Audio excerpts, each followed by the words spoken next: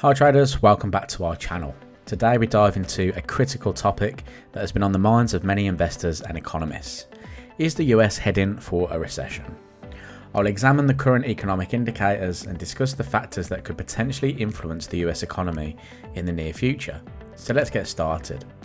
Before we discuss the possibility of a recession, we must understand that a central bank typically aims to promote economic stability and growth. However, there are certain circumstances or policy actions that could potentially contribute to a recession. Central banks often use monetary policy tools such as raising interest rates or reducing the money supply to control inflation.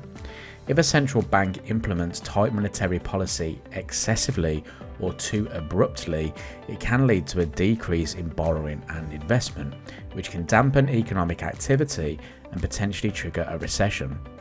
Inflation rates in the US began to rise early 2021 from the normal 2% to highs of nearly 10% in 2022. Since April 2022, the Federal Reserve have hiked interest rates from 0.25% to 5.25% in just over a year. The Federal Reserve have used interest rates as a tool to control the rise in inflation rates. Since then, inflation has cooled to an annual 4%, its lower annual rate in more than 2 years. However, core inflation, which excludes volatile foods and energy prices, still remains sticky and is up to 5.3% on the year. Central banks rely on economic indicators and models to make policy decisions. If they misinterpret the state of the economy and the effectiveness of their policy tools, they may make policy errors that inadvertently disrupt economic stability. For example, if a central bank overestimates the strength of the economy and raises interest rates too quickly, it can stifle economic growth and precipitate a recession.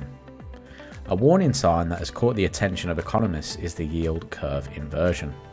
Historically, when the yield curve inverts, meaning that long-term bond yields fall below short-term bond yields, it has often preceded recessions. While this is not a foolproof predictor, it is certainly a signal that analysts monitor closely.